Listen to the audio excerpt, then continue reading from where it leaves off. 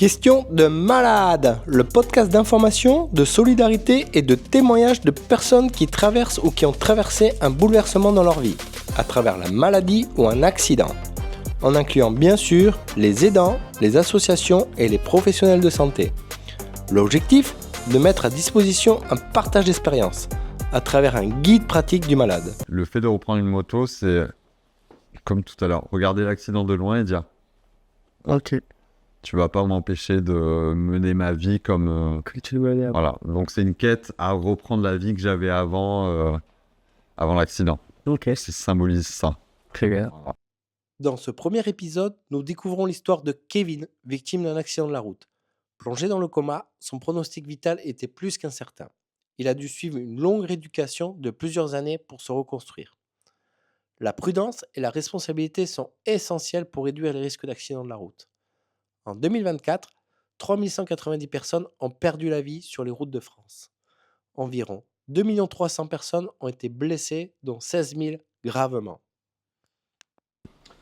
Bonjour à tous, je suis vraiment très heureux et honoré de vous présenter le premier numéro en podcast de questions de malade. Pour ce premier numéro, on a l'honneur d'être en présence de Kevin. Bonjour Kevin. Bonjour Pancho. Merci d'avoir accepté de témoigner. Merci à toi de m'inviter, de me faire l'honneur d'être le premier interviewé. Ouais. Merci. C'est un tirage au sort truqué. À truquer en Mais plus. c'est tombé Ok. sur toi. Mais merci, surtout d'endosser le premier rôle. C'est pas évident. C'est pas évident, mais le projet est important. J'ai envie de le soutenir. Donc pour commencer, pourrais-tu nous expliquer comment tu as été impliqué dans un accident de la route et dans quel contexte ça s'est produit? J'ai eu un accident de moto, Ouais. donc il y a 2 ans, le 17 décembre 2022. Et en fait, un bus m'a percuté Ouais. en me refusant une priorité. Et voilà, donc un accident frontal, moi moto, lui en bus. Pas une haute vitesse, j'étais à 35, lui était à une vingtaine de km/h. D'accord. Mais en additionnant, enfin, Ouais. voilà. On s'est percuté quasi de face Ok. et voilà, pour le contexte. Un gros choc. Un gros choc, ouais. Pas impressionnant par la vitesse, mais un gros choc. Ok. Quel était le bilan de tes blessures? Bilan des blessures, le premier, le plus gros, c'est que je suis tombé dans le coma directement. D'accord. Il y a une échelle de conscience qui s'appelle l'échelle de Glasgow. Ouais. Là, tous les deux, on est à 15. Ok. Conscience de l'endroit où on est, de ce qu'on fait, enfin, on est conscient. 0, il n'y a plus personne. Et j'étais Glasgow 3, D'accord. donc j'étais loin. J'étais parti Très loin. très loin. Et ça, c'est le côté donc coma. Ouais. Il y a eu les 2 poignets fracturés, donc le droit, une fracture simple, entre guillemets, fermée. Une triple fracture ouverte avec une perte osseuse sur le poignet gauche, le sternum fracturé, D'accord. la T5, une des vertèbres, et petit détail en plus, traumatisme facial, le sinus fracturé aussi. Bonus. Petit, ouais, c'était durable. Ok. Du coup, prise en charge à l'hôpital. Prise en charge, ouais, par le... Toujours en coma. Ouais, toujours dans le coma. Du coup, tu as subi des opérations? Des opérations, ouais. Plusieurs, donc pas en premier temps parce que mon état neurologique était complètement instable pour être D'accord. opéré. Ok. Une fois que j'étais un petit peu plus stable, ils m'ont posé une sonde intracrânienne Ouais. au niveau du cerveau parce qu'ils avaient peur que la pression augmente dans ma tête et du coup cette sonde servait à contrôler s'il y avait une pression ou pas. D'accord. J'ai été opéré du poignet droit. D'accord. Donc ils l'ont réparé, ils m'ont mis une petite plaque que j'ai encore actuellement et ils m'ont opéré le bras gauche et ils m'ont posé un fixateur externe. D'accord. C'est quoi un fixateur externe? Un fixateur externe, c'est en gros une très grosse broche métallique sur le bras, donc qui partait de la main jusqu'au coude presque. D'accord. Et vu que j'avais eu une perte osseuse dans l'accident, mon bras n'avait plus aucune rigidité. Et ce fixateur, donc cette broche métallique, servait à donner la rigidité que mon bras n'avait plus. D'accord. C'est une broche externe qui te Ouais, tient un peu tes os. c'est ça. D'accord. Exactement. Ok. Et qu'est-ce que ça implique d'être dans le coma? Ça implique la première question de quelqu'un qui est dans le coma, c'est est-ce qu'il va se réveiller ou pas. D'accord. Ça, T'es dans une incertitude. Tes proches étaient dans une incertitude. complètement. En fait, quand une personne est dans le coma, le pronostic vital est engagé. D'accord. Donc moi, durant ma période de coma, le pronostic vital est resté engagé sur 3 semaines. Et même les réanimateurs ne savent pas s'ils réveillent ils peuvent pas se prononcer. Ok. Donc ça engage le pronostic vital. D'accord. Parce que réveil par réveil, on ne sait pas. D'accord. Ouais. Ok. Comment ils le prenaient sur tes proches? Très difficile. Enfin, ils avaient peur. Ouais. Ils avaient peur parce que je pouvais basculer d'un côté ou de l'autre. Et même dans le cas où je me réveillais, les réanimateurs étaient assez lucides sur le fait qu'il pouvait y avoir de très grosses séquelles neurologiques. D'accord. Ok. Donc, est-ce que j'allais retrouver la parole? Est-ce que j'allais avoir conscience du monde dans lequel je suis? D'accord. C'est la certitude complète. Complète. Jusqu'à que tu te réveilles. Exactement. D'accord. Exactement. Qu'est-ce que tu as ressenti quand tu étais dans le coma? Tu as ressenti des choses ou pas du tout? Non. J'ai pas de ressenti, pas de souvenir. Je sais que des personnes ayant été dans le coma ont des souvenirs. C'est pas mon cas. Ok. Pour autant, dans ma vie de maintenant, je me sens beaucoup plus proche de certains éléments. Donc j'aime bien me dire que il s'est passé quelque chose. J'ai pas de souvenir, mais il s'est passé quelque D'accord. chose. Comment tu t'es réveillé du coma? Tu t'es réveillé petit à petit? Comment ça se passe? On se réveille petit à petit. Voilà ce que j'aime dire, mais c'est pas comme dans un film où on se réveille avec la sonde d'intubation. Non, c'est pas comme ça. Ça, c'est vraiment médical, mais en gros, les réanimateurs, par rapport à certains critères, estiment qu'il y a une phase de réveil. Et du coup, on se réveille vraiment très lentement. D'accord. Voilà. Ok. Quel était ton état quand tu t'es réveillé? Un état dans mes souvenirs, un état d'inconscience, parce que j'ai pas de souvenir de réveil. T'as pas de souvenir de réveil? Non, mon premier souvenir date un mois après mon réveil physique. D'accord, ok. Voilà. D'accord. Donc j'imagine que c'était proche, t'es revenu te dire comment tu étais, Ouais. cette période-là. Ouais. C'était quoi un peu le retour? Le retour, c'est que j'étais clairement dans un état neurologique très divagant. J'étais absolument pas autonome, j'avais besoin d'aide pour tout. On me faisait manger, on me levait au fauteuil, je me levais 10 minutes par jour parce que je tenais pas au fauteuil. Dans le coma, j'ai perdu 14 kilos, Ok. qui correspond à la fonte musculaire vu qu'on est inerte dans un lit. Et du coup, le fait de rester assis était apparemment très difficile. D'accord. Et tu pouvais communiquer? Comment ça se passait? Alors, de ce que me disent mes proches, faute de souvenirs personnels, c'est que je communiquais avec... Il y a des moments où j'étais déconnecté, des moments où je reconnectais, où je pouvais acquiescer ou valider en clignant des yeux ou en faisant un geste de la tête. D'accord. Mais au tout début, pas de parole. D'accord. Pas de parole du tout. Ok.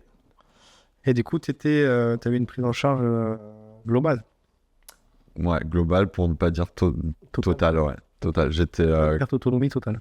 complète, ouais. Ok. J'avais pas conscience de où j'étais, de tout ça, donc j'avais besoin d'aide. Enfin, on me faisait manger, on me lavait, quand j'avais Habillé, en fait. mes besoins, enfin pareil, on me lavait alors j'avais la chemise en réanimation, mais ouais, j'avais besoin d'aide pour tout. Ok. Tout. Ça t'a vous fait souvenir? Non. Ou très peu, en tout cas. Enfin, j'ai des souvenirs de ce que me racontent Ok. mes proches à ce moment-là. D'accord. Et du coup, c'était quoi le bilan sur la suite de cette prise en charge? Et bien, sur la suite de cette prise en charge, donc le constat est fait que je me réveille. Je divague complètement, je suis clairement pas autonome, donc le but c'est de rééduquer? de rééduquer, de voir ce que ça va te donner aussi neurologiquement, Oui. comment je vais récupérer ou pas. Et après, au niveau orthopédique et physique, du coup, oui, rééducation. D'accord. Rééducation. Donc, tu es parti au centre de rééducation après ton hospitalisation. Combien de temps tu es resté dans l'hospitalisation? Je suis resté donc plus ou moins un mois en réanimation. D'accord. J'ai eu une période de 2 semaines, Alors, Réanimation, ça veut dire dans le coma. ça veut dire quand je suis arrivé, donc dans le coma. Ouais. Et après, quand on se réveille, il nous garde un petit peu quand même en réanimation pour voir si c'est OK. Tu es resté combien de temps dans le coma? 3 semaines. 3 semaines. 3 semaines. Ouais. Et après, ok. Ouais. Du coup, suite, centre de rééducation. Réanimation, neurochirurgie 2 semaines. Et après, je bascule sur le centre de rééducation. Ouais. Ok. Quel était le programme et quel était l'objectif surtout? L'objectif était d'essayer de réparer tous les dégâts. Et le planning était chargé. Ouais. Parce qu'il prenait l'intégralité de la journée avec 2 séances de kinésithérapie, allant d'1 heure à 1h30 quand j'arrivais à grappiller, de l'ergothérapie 2 fois par jour, pareil 1 heure, 1h30 si j'arrivais à grappiller, et de l'APA, donc de la remise en condition physique. Ouais. D'accord, ok. Voilà, Donc ça, c'était tes journées. c'était mes journées. Et j'ai oublié, j'ai eu quelques séances de neuro-psy avec des bilans, et justement pour voir Ce côté neuro. voilà, ce côté neuro. Suite au coma. C'est ça, Ok. au coma et au traumatisme crânien. D'accord. Ok. C'est dans cette même période que tu as pris conscience, en fait, comme tu me le disais tout à l'heure. Tu as pris 1 mois et demi après. Ouais, Une prise de conscience, que tu commençais un peu à émerger de ton coma. Ouais. Quel était ton état d'esprit quand tu as commencé à prendre conscience, justement? bizarrement, j'ai l'impression que ça allait parce que j'avais bizarrement conscience de l'état dans lequel j'étais. Je me sentais au bon endroit pour réparer les dégâts. Et mon constat, ça a été OK, on y va. Ok. Voilà, Allez, c'est parti. c'est parti. Ok. Va falloir bosser. Objectif. Exactement, ouais. Ok. Ouais. Très bien. Et ça implique quoi d'être dans un centre de rééducation? Ça implique le mot va pas être bon, mais d'être égoïste. D'accord. Dans le sens où on est sur nos séquelles et ce qu'on a à réparer, on ne pense qu'à ça, on fait ça toute la journée et du coup ça exclut la vie de monsieur et madame tout le monde à l'extérieur. Il n'y a pas de travail, on fait pas les courses, on fait pas manger, on lave pas notre linge. Donc ça implique d'être vraiment focus sur soi. Ce qui est déjà pas mal. C'est obligatoire. Mhm. Du coup, si je comprends bien, il y a un peu le fait de se sentir un peu à l'écart, quoi. On se sent à côté de la vie de monsieur et madame tout le monde. Ouais. Mhm. Ok. Du coup, tu arrives à la fin de ta première session de rééducation Ouais, premier épisode, ouais. pour te faire opérer le fixateur, c'est ça? Ouais, l'ablation du fixateur, ouais. D'accord. Donc le Ça fait, consiste en quoi alors? ça consiste à, en gros, je l'ai eu sur une période de 12 semaines, donc de 3 mois. Et en gros, on met un fixateur par rapport à la perte osseuse que j'ai eue, dans l'espoir que ça consolide. D'accord. Ça n'avait pas consolidé, malgré le fixateur pendant 3 mois. Et du coup, il était temps d'enlever le fixateur quand même. D'accord. Voilà. Ok. Du coup, je t'ai pas posé la question, mais cette première session de centre de rééducation, comment tu as vu l'évolution? Dans quel état tu étais dans cette première partie? Je suis arrivé dans un état, je suis ressorti de cette première hospitalisation dans un autre état. Ok. Disons que j'ai vu le gain et le bénéfice d'être en centre. Parce que quand tu es arrivé, tu étais sur fauteuil roulant? J'étais sur fauteuil roulant parce que je n'arrivais pas à marcher, je n'avais plus de muscles. Donc, C'est toujours pas autonome. et j'étais toujours pas autonome. Mon premier souvenir, c'est pas le premier, mais un de mes premiers souvenirs, c'est de me retrouver dans la salle de bain de ma chambre avec une aide-soignante. D'accord. Je suis nu. Ok. Je me lave ce que je peux. Le fixateur devait pas prendre l'eau, donc c'était un peu compliqué. Et elle me lavait le dos et les jambes. D'accord. Un de mes premiers souvenirs. Ouais. Ok. Petit choc quand même. Disons que c'est pas, oui, c'est pas confortable. C'est pas confortable parce qu'on n'est pas autonome, parce il y a de la pudeur, on est nu devant quelqu'un qu'on ne connaît pas. Et du coup, tu en es ressorti comment de ce premier Hospitalisation. hospitalisation du coup? Quand on voit l'évolution, Ouais. c'était une prise en charge complète. Complète, ouais. C'est sorti comment? Je suis sorti donc sur mes jambes, Ouais. parce que là j'avais retrouvé la musculation qui était pas celle d'avant, mais bref, je pouvais marcher Ok. autant que je voulais. Donc j'étais plus sur le fauteuil. Mon poignet droit avait retrouvé une certaine mobilité, une certaine fonctionnalité. Donc je pouvais me servir de mon poignet droit. Et le poignet gauche était complètement gelé en termes de rééducation, dans le sens où le fixateur empêchait toute rééducation. Ok. Donc une belle évolution quand même. Une très grosse évolution. Ouais. Et Il a repris la parole, c'était... sur le plan neuro, ouais, le bilan qui avait été fait par la neuropsychologue du centre montrait que bon, il y avait des dégâts, mais que ça allait. Ok. Donc t'es ressorti avec l'autonomie. Ah oui, ouais. Ok.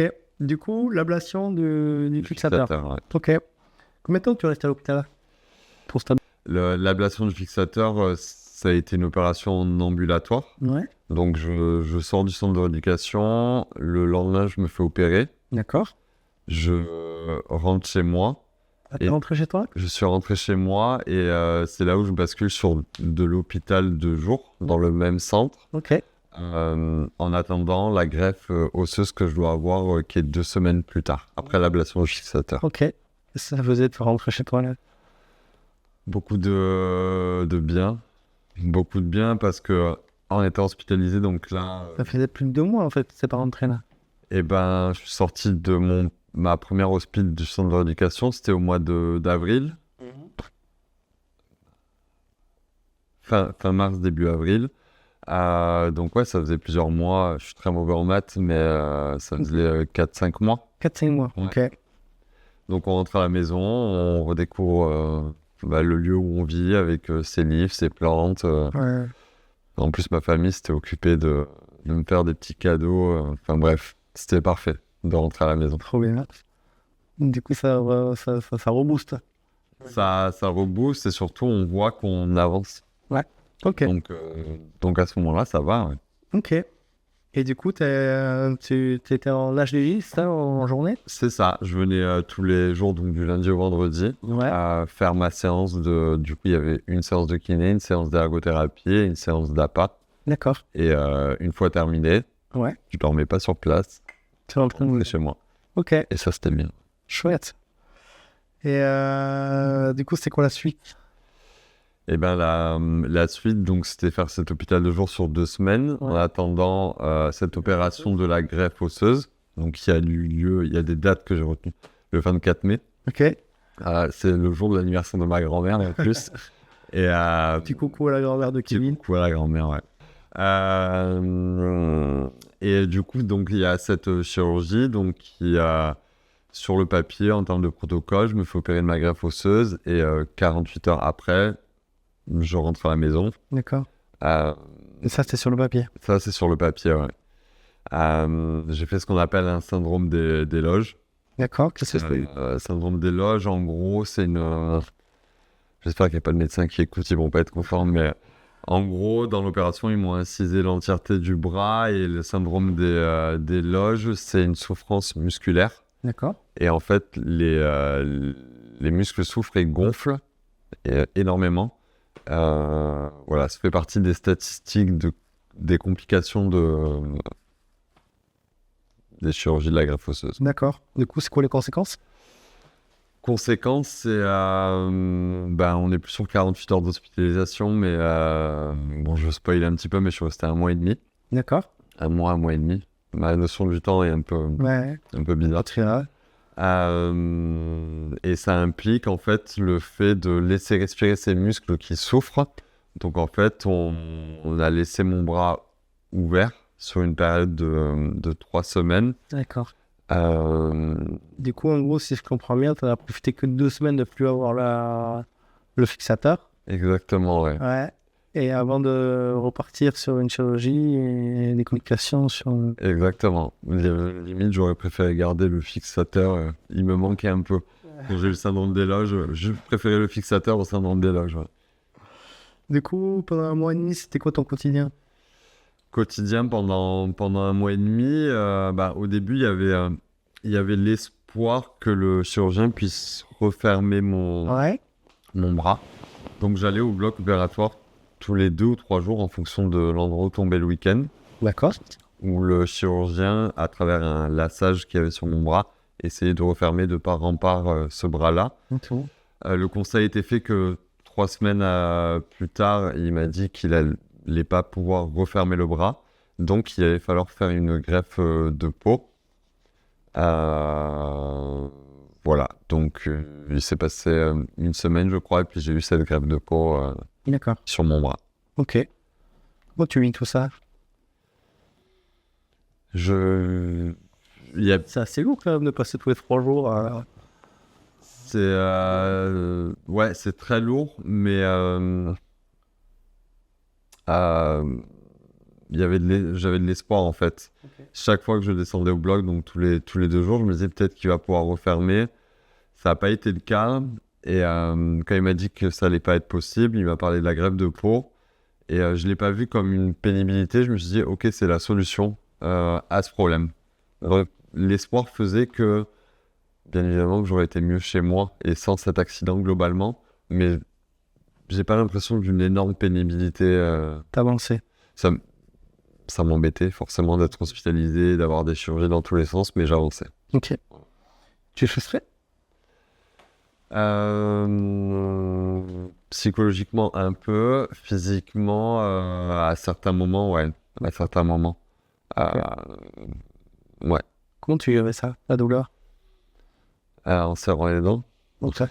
Non, il y a une part bien évidemment médicamenteuse dans certaines périodes de mon accident où j'ai été aidé par des traitements. Et voilà. D'accord. Et ce qu'on n'a pas dit, c'est que tu étais aide-soignant J'étais aide-soignant, ouais, tout à fait. avant ton accident. Ouais. Et du coup, comment tu as vécu le fait de devenir patient? Eh ben, j'aurais 2 discours sur cette question-là. C'est que, bon, déjà, forcément, c'est mieux d'être du côté soignant que patient. Et pour autant, je pense que mon côté soignant m'a aidé en tant que patient. D'accord. Parce que j'avais une lecture, j'avais la double lecture, en fait. Ok. Je comprenais ce qui se passait de l'autre côté et je comprenais ce qu'on disait. D'accord. Donc j'ai l'impression que ça m'a aidé, mais bien évidemment que c'était pas confortable. Ok.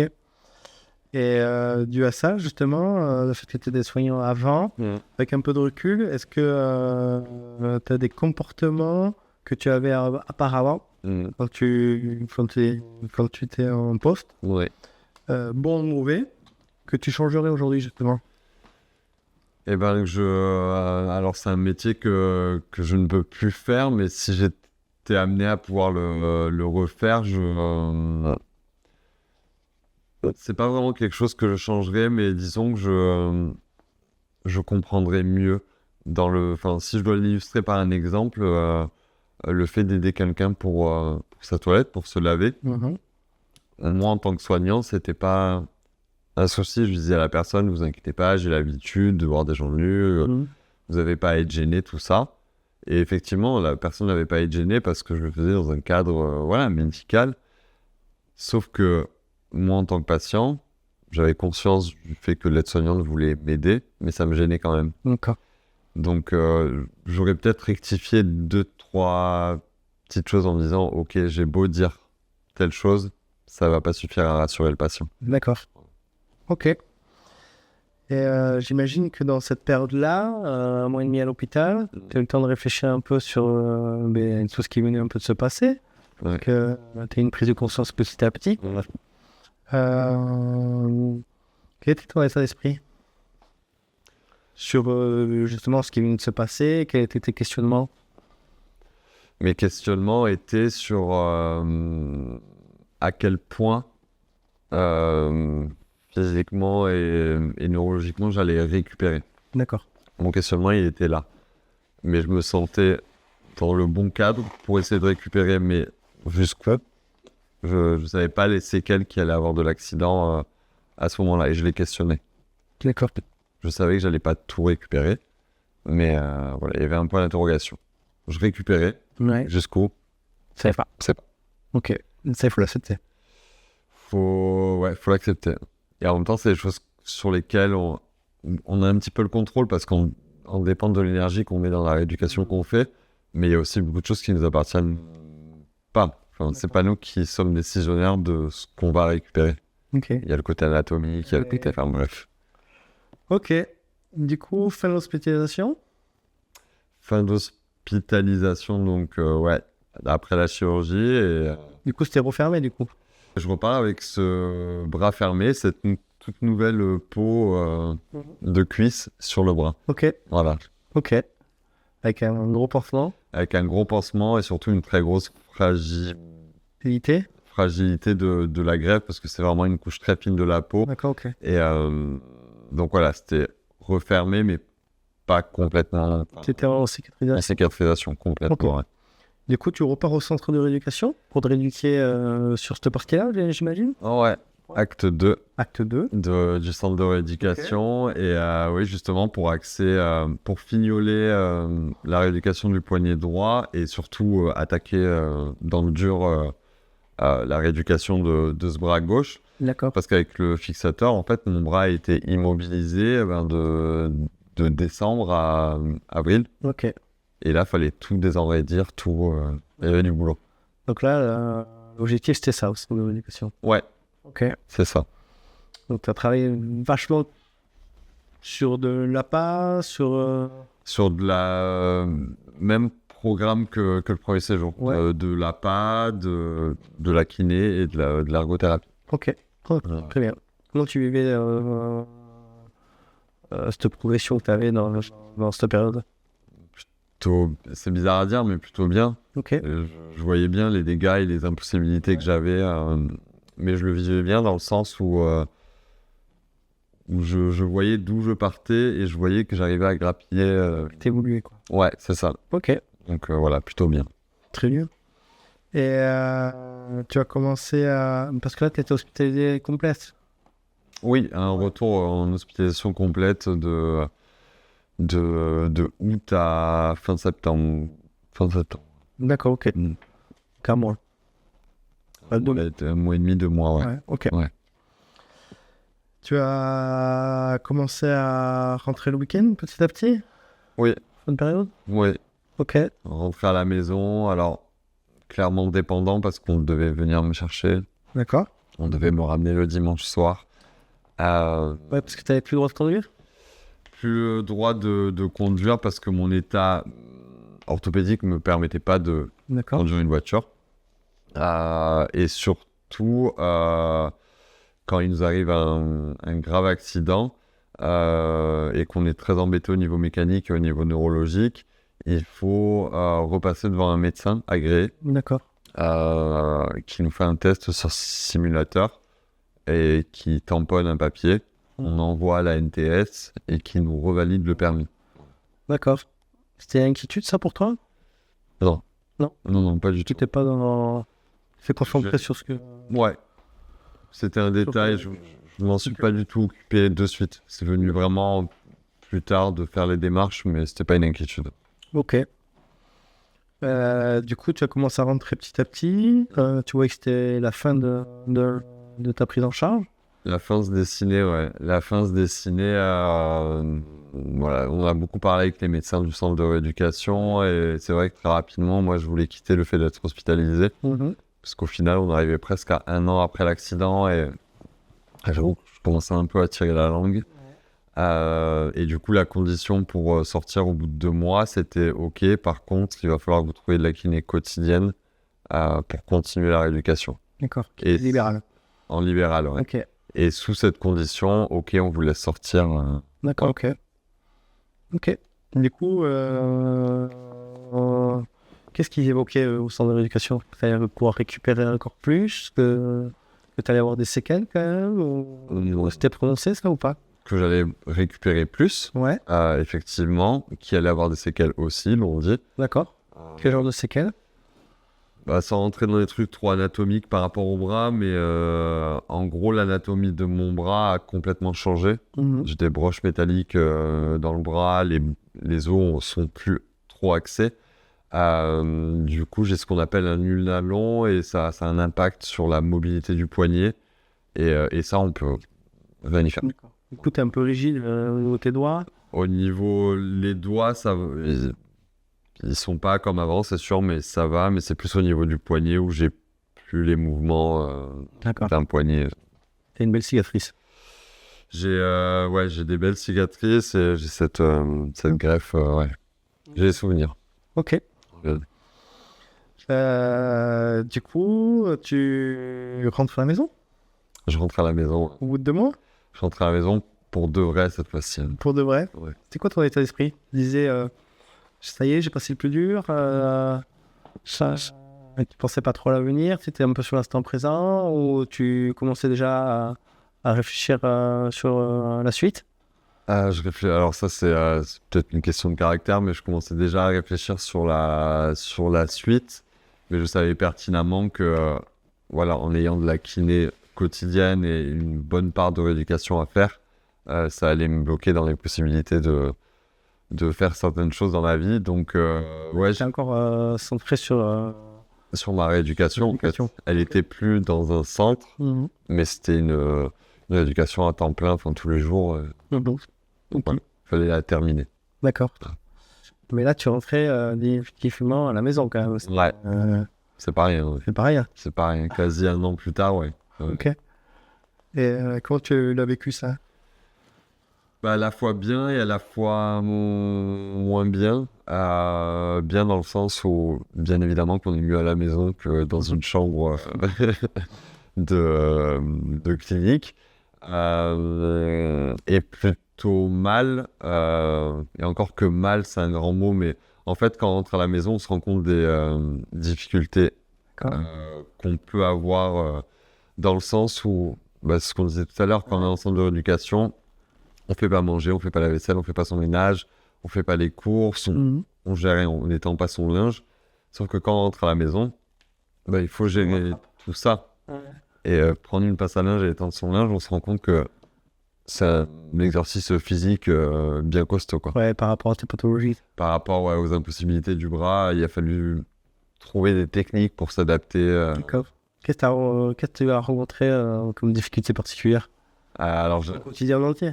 oui, c'est l'entièreté du quotidien, donc tout Ouais. est un... Tu apprennes tout en fait par rapport à ta pathologie, par Exactement. rapport à ton bras en gros, c'est ça? Ouais, c'est ça, ouais. Ok. Par rapport à mon bras, et donc faut apprendre à se connaître en fait, en se disant, ok, je ne peux plus faire ça, mais du coup, comment est-ce que je peux essayer de me débrouiller pour ouvrir un peu de confiture, pour passer la serpillière, et du coup, le cerveau est bien fait, on trouve des compensations, des astuces pour faire. T'as des situations où t'es vraiment resté bloqué comme ça, où t'as dit, oula, c'est Oui. compliqué là? J'en ai une, ouais. Ouais. J'en ai une, et alors, moi, elle me fait sourire, mais tu la connais, cette histoire, c'est celle du pot de confiture. Ouais. Où j'avais un pot de confiture chez moi, et j'avais envie de cette confiture à ce moment-là. Ça, Et, c'était le début de la période. Ouais, c'était au tout début, ouais. Et du coup, c'était la première ouverture de pot que je faisais depuis l'accident.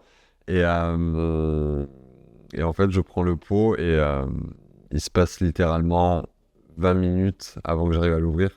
Et il se passe 20 minutes parce que j'ai pas voulu lâcher le morceau, hein, mais ouais, 20 minutes. Ok.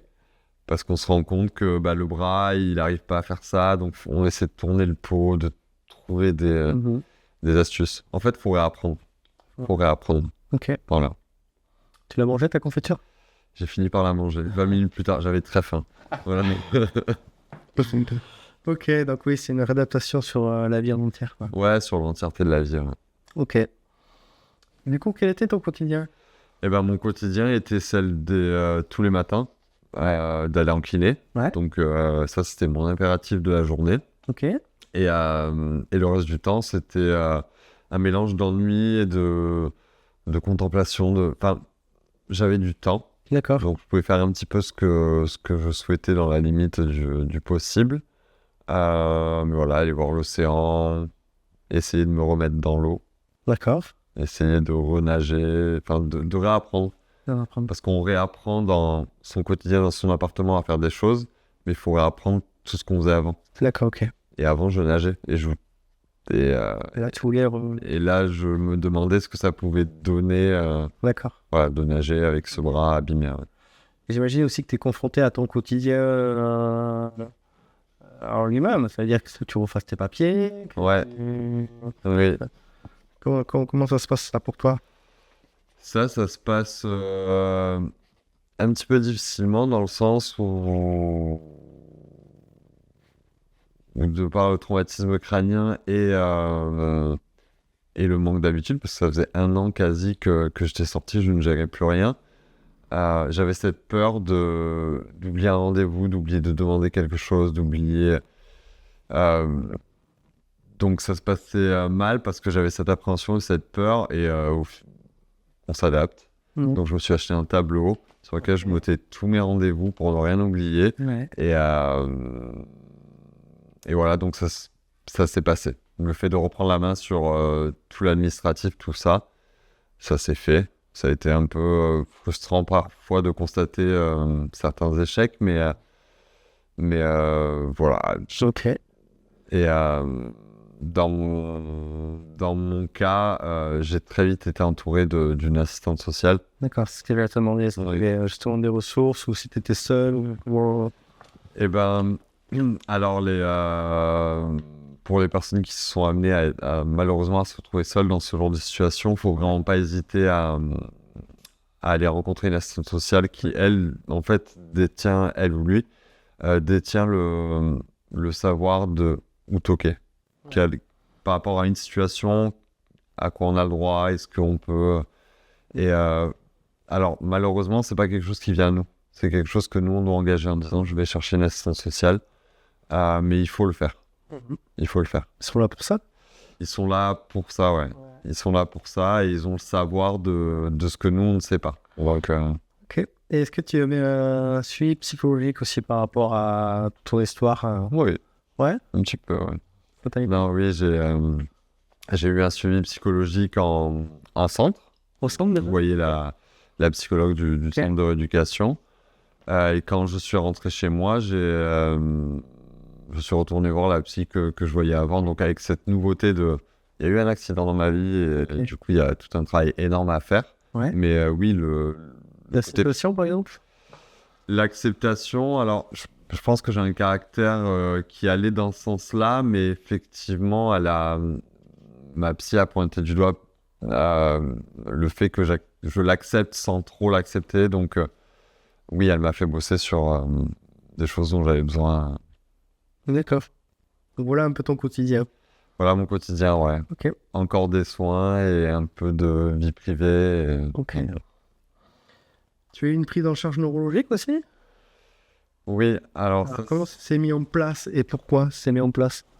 Alors, cette prise en charge, elle a été initiée par moi suite à des plaintes. Quand j'étais en centre, j'ai eu ce bilan neuropsy qui a été fait, mais pas par une spécialiste de ces bilans-là. D'accord. Et du coup, ce bilan sur le compte rendu montrait que bon, c'était pas fou, mais ça allait. Et du coup, suite à ça, ça s'est perdu. Il a plus été question de... Tu étais plus concentré sur tout ce qui fait physique. Ouais, je pense que le cerveau fait bien le travail, il peut pas tout gérer. Oui. Et en fait, ce qui se voyait, ce qui me gênait le plus à ce moment-là, c'était le physique. Oui. Même dans ta prise en charge, je pense que le plus important au début, c'était le physique. On peut trouver Ouais. ça. Oui. C'est un euro peut-être passé après en second plan. C'est passé il y a eu un petit moment où c'est passé à la trappe et du coup j'ai dû moi réengager. Tu le sentais dans ton quotidien? Je le sentais dans mon quotidien, ouais. Sous quelle forme? Sous la forme de l'avant-accident et le après, le fait de... Avant je pouvais lire pendant 2 heures. Ouais. Là j'ai eu un constat où au bout de 10 minutes de lecture, je me sentais vraiment épuisé. D'accord. Sur le fait de papillonner aussi. Okay. Avant, j'étais pas quelqu'un de très carré, mais disons que quand j'avais un plan de journée, j'arrivais à m'y tenir et à m'organiser. Et après l'accident, donc en rentrant chez moi, je me suis rendu compte que je papillonnais énormément et que des fois, en faisant quelque chose, je perdais le fil de ce que je faisais avant. Enfin, D'accord. donc il y a eu toutes ces petites choses qui m'ont fait me dire, T'avais des pertes de mémoire aussi de temps en temps, comme ça?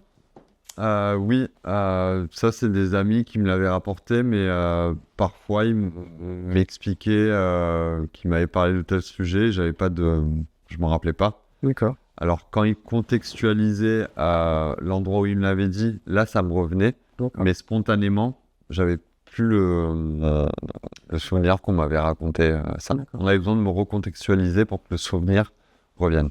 D'accord. D'où la prise en charge en neurologie. Exactement, ouais. Exactement. Du coup, comment ça se passe, cette prise en charge en neurologie? Et ben, cette prise en charge, elle est... Donc, c'est toi qui l'as demandé, c'est ça? C'est moi qui l'ai demandé et effectivement, mon médecin traitant a fait un courrier Ouais. que j'ai adressé à un neurologue. D'accord. Un neurologue qui m'avait rencontré dans mon parcours médical. Et on a eu une consultation qui a duré 1h30 où il m'a écouté parler et il m'a posé des questions. Et sur la fin, donc, il m'a expliqué que pour lui, au vu de mes plaintes et du traumatisme crânien que j'avais eu, qu'il était pertinent de faire une rééducation neurologique en hôpital de jour. Ok. Et c'est une chose qu'il a mis en place et dans laquelle je suis là actuellement. Ok. Donc, c'est une prise en charge de combien de temps, ça? Par semaine? C'est 3 demi-journées par semaine. Ok. Donc ça, tu l'as pris quasiment 1 an après ton accident. Donc tu étais rentré chez toi depuis un petit moment. Ouais. Tu repars du coup sur de la rééducation. Et ben la rééducation orthopédique s'est arrêtée. Ouais. Et je me dis, génial, trop bien. Et vient sans mauvais jeu de mots, se greffer. Du coup, faudrait peut-être s'occuper du neuro. Ok. Et du coup, la rééducation neuro a pris le relais Ok. sur l'orthopédie, quoi. Et ça, comment tu le vis, ça? Alors, Avoir fini une partie, de croire que c'est la fin et en fait de repartir sur peut-être de la rééducation. alors là maintenant, je te dirais bien, Ouais. mais sur le moment, je le prends comme une contrainte, comme une punition. Je me dis non, pas encore. Je me dis, je termine un truc. En fait, dans mon parcours, je n'avais qu'une envie, c'était de me raccrocher à la vie tous les jours, de retravailler, de reprendre un petit peu la vie que j'avais avant. Et cette rééducation neuro qui tombe mettait éventuellement une impossibilité sur le fait de reprendre quelque chose. Mhm. Alors qu'en finissant ma rééducation orthopédique, je me suis dit, maintenant, je vais pouvoir reprendre. Ouais. Sauf que c'était un peu coincé par ce problème neurologique. Exactement. Ok. Du coup, tu fais quoi concrètement? Et ben pour parler d'organisation de journée, j'ai 1 heure d'ergothérapie, 1 heure d'orthophonie. D'accord. Et 1 fois par semaine, j'ai 1 heure de psy. Ok. Voilà. D'accord. C'est un peu le planning Ok. de l'hôpital de jour. Tu sens un peu les bénéfices, là? Ou c'est encore trop tôt? Ça fait tout juste 1 mois, donc parler de bénéfices, c'est un grand mot. En revanche, ce que je constate, c'est que, par exemple, les exercices que je fais avec l'orthophoniste, des exercices qui me paraissent très simples quand on m'explique les consignes, je me dis, ok, je vais le faire en 2 minutes. Et en fait, le fait est que quand je me mets dans l'exercice et que j'essaie de me concentrer vraiment sur des tâches précises, ça peut me mettre 8-10 minutes pour quelque chose sur le papier qui me paraît évident. Donc, les bénéfices, je ne sais pas encore, c'est trop tôt.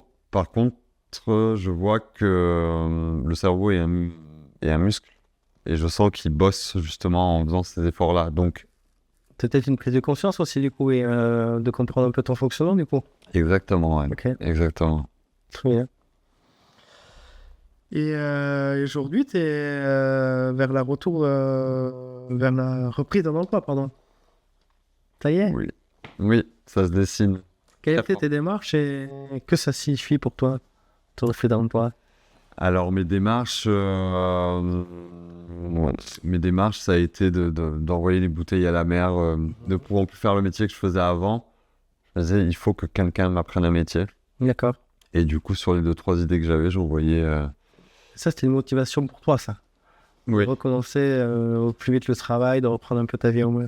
Donc, ouais, bah, c'était mon cap. Et surtout, le fait d'envoyer ces bouteilles à la mer, ça me donnait l'impression de prendre le contrôle moi. Ouais. De dire, OK, maintenant, c'est à moi de jouer. Je suis plus hospitalisé, c'est plus entre les mains des autres, c'est à moi de jouer. D'accord. Donc, voilà. Ok. Du coup, c'était quoi ta démarche pour... T'as envoyé des CV à droite à gauche?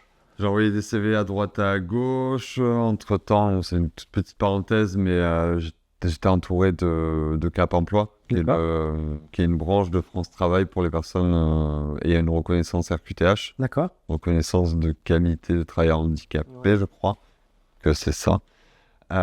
Du coup, cet organisme t'a aidé à... Alors, c'est pas eux concrètement qui m'ont apporté l'opportunité que j'ai aujourd'hui, mais ils m'ont accompagné et beaucoup rassuré. Et quoi qu'il arrive maintenant avec cette reconnaissance RQTH, si j'ai besoin d'aide sur le plan professionnel, c'est eux qui me suivront.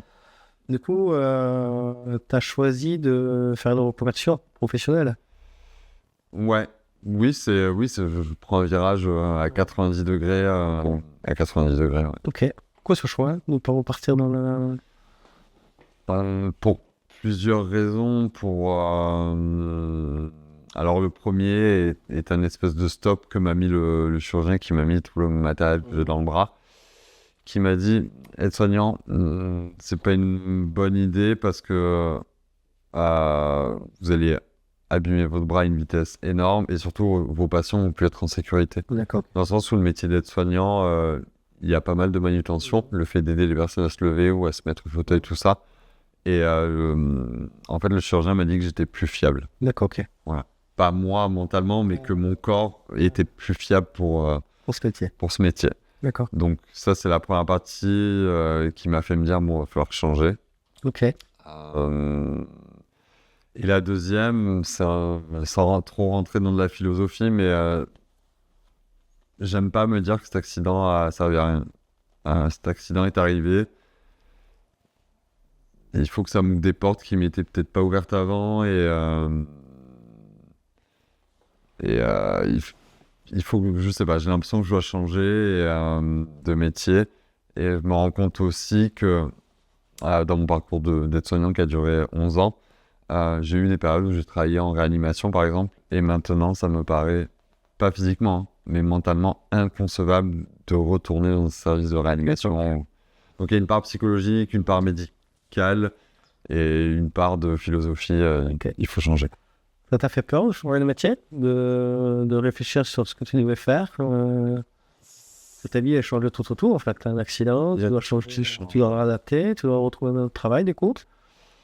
Alors, c'était pas vraiment une peur à proprement dit, mais ouais, on se sent dans un néant, un fossé énorme parce que on dit que tout ce qui est en lien avec de la force est impossible. Du coup, il faut trouver un métier où il n'y a pas trop de rapport de force. Enfin, on se sent très limité dans les possibilités qu'on a. Donc, j'ai pas eu peur, mais j'ai mis beaucoup de temps à me dire ce sera cette voie. D'accord. Voilà. Ok. Du coup, tu as plus ou moins trouvé ta voie? Ouais, j'espère, je crois très fort les doigts, mais... T'es parti sur quel métier? Sur le métier d'ouvrier horticole, d'horticulteur, de travailler... un métier en lien avec les plantes et les serres. D'accord. Du coup, tu commences? Je commence le 24 de ce mois-ci, donc dans 10 jours. Ok. Ça signifie quoi pour toi? Ça signifie une page qui se tourne. Ça signifie le fait de dire d'arrêter d'incriminer l'accident. J'incriminais beaucoup l'accident. Il m'empêche de ci, il m'empêche de ça. Et là, ça symbolise le fait que l'accident, en fait, je le regarde un peu de loin en disant t'as pas réussi ton coup. Tu reprends la main. Tu reprends la main, tu reprends un travail. Donc, l'accident n'a pas eu un assez gros impact pour me faire sombrer. Alors, ok. Voilà, donc ça symbolise ça, le fait de reprendre l'activité. C'est chouette. Et de rentrer aussi dans ce qu'on disait par rapport au centre de rééducation, de rentrer dans une vie active, le travail, aller nager, aller voir les amis, une vie normale. Ce que ça symbolise aussi pour moi, autre que toutes les sphères dont j'ai parlé précédemment, c'est aussi le fait de au niveau de l'estime. Je vais retravailler, je vais gagner mon argent avec le travail que je fais. Ouais. Et ça, c'est vrai que quand j'ai eu la chance énorme d'avoir mon accident en France et d'avoir le soutien de la sécurité sociale, des complémentaires, de tout ça. Mais en termes d'estime de soi, voilà, on prend de l'argent qui tombe un peu comme ça. Et là, le fait de retravailler, je vais me dire, ok, bah, cet argent, mon café, je vous le paye avec mon argent. Bah, c'est quelque chose un peu de global. Tu reprends un peu la mainmise sur tout, quoi. Ouais, c'est ça. C'est symbolique, hein. C'est symbolique. Mais voilà, je dépenserai mon argent. Et surtout, je vais recontribuer, moi, pour les futurs accidentés qui auront besoin d'aide. Ben, moi, en travaillant, je vais donner une part de... voilà, donc c'est important pour moi, pour l'estime, pour tout ça. Ok. Le fait que tu aies le statut handicapé, Oui. même si j'aime pas trop ce mot, je préfère en situation de réadaptation. Ouais. Qui est mieux. Selon moi. Ouais. Qu'est-ce que ça signifie, cela pour toi, Et ben, avoir ce statut? Justement, un peu comme toi, je m'attache pas au mot tiens, j'ai une reconnaissance de travailleur handicapé, ça n'a pas un poids sur moi. Je sais juste que cette reconnaissance me permet dans le futur métier ou les futurs métiers que j'aurai, de me protéger par rapport aux séquelles que j'ai, de dire ok, ce monsieur peut prendre ce poste, mais il ne peut pas faire telle ou telle chose. Et en gros, je le prends comme une protection. D'accord. Comme une protection. Le terme est un peu dur, la reconnaissance de travailleur handicapé, mais elle me protège. Ok. Comme on se connaît un peu, je sais que tu as traversé ici une épreuve de démarche administrative un peu spéciale. Ouais. Suite à ton accident. Ouais. Est-ce que tu peux nous en parler de ça? Ben là, on va rentrer dans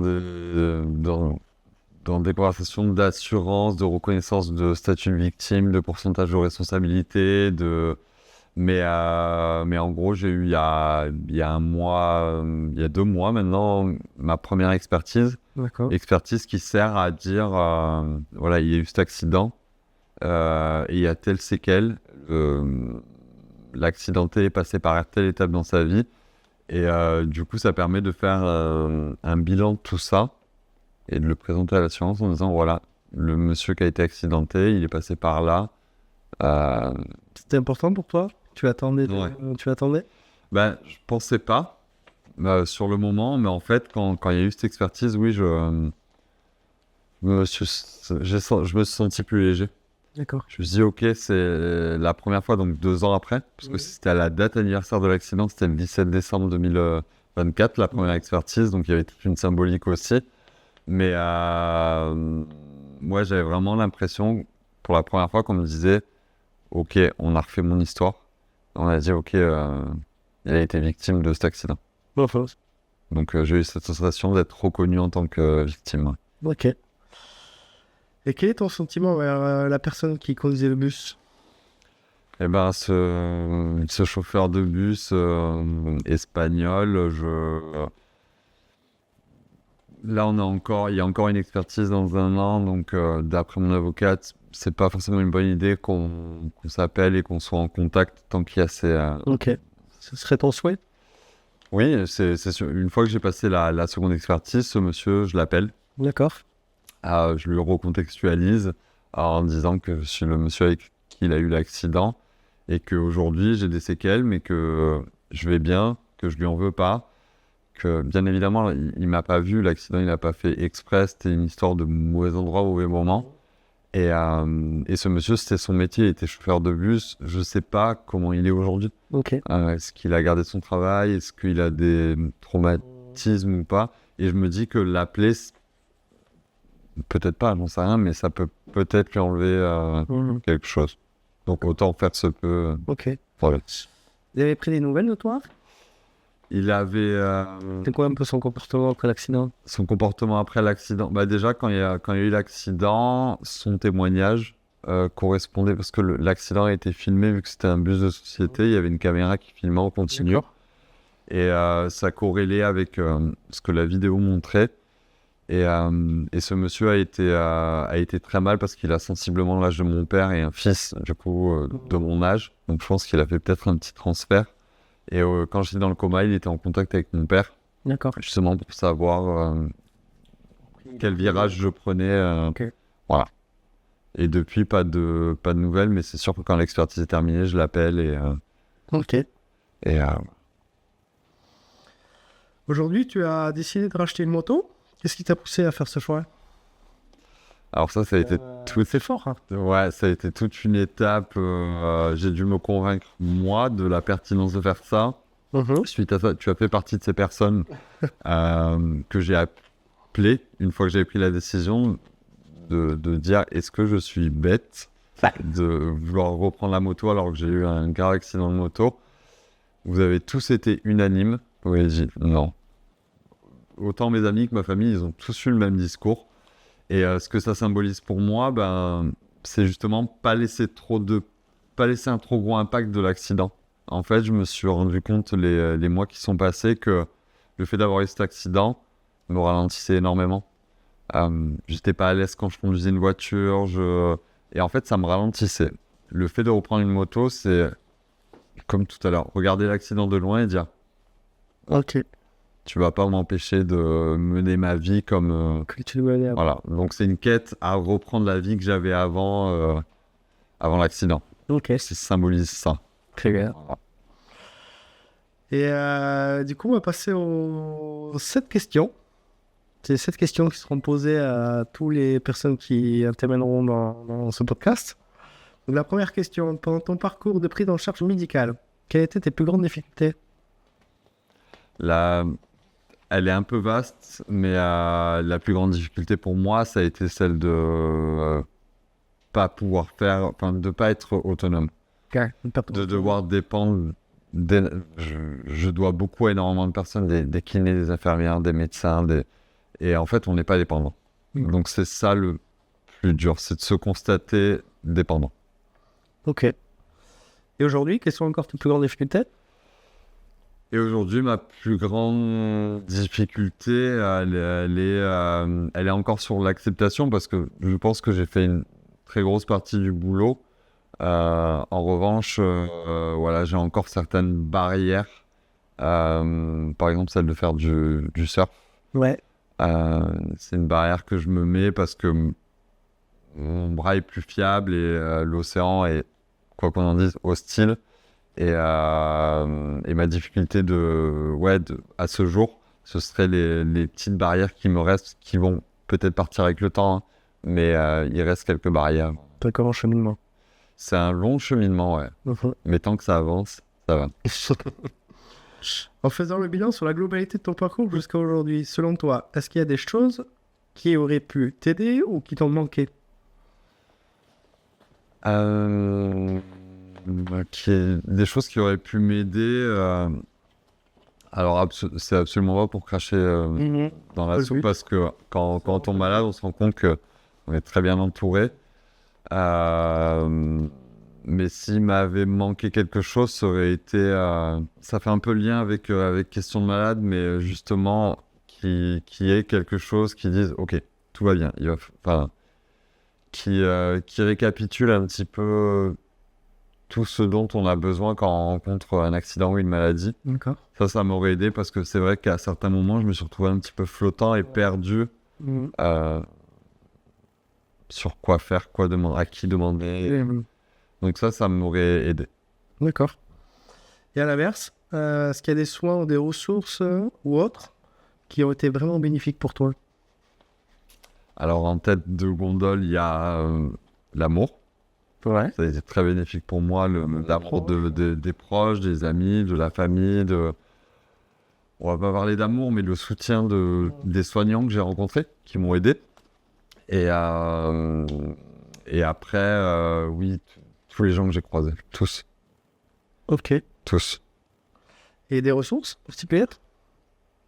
Des ressources qui m'auraient aidé.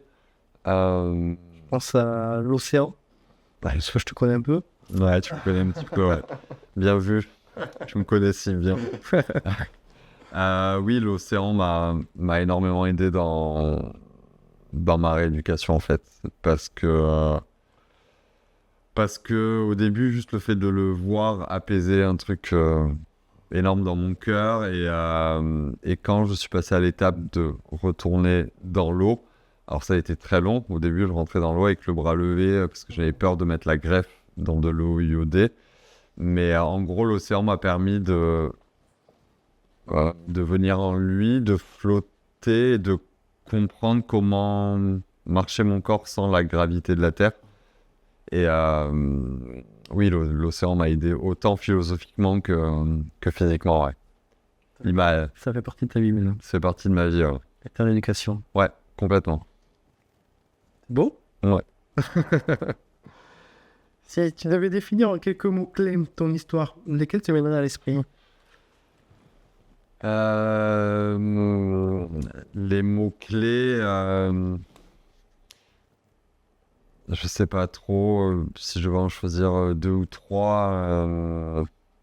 Je dirais l'acceptation, la sueur, l'effort et l'amour.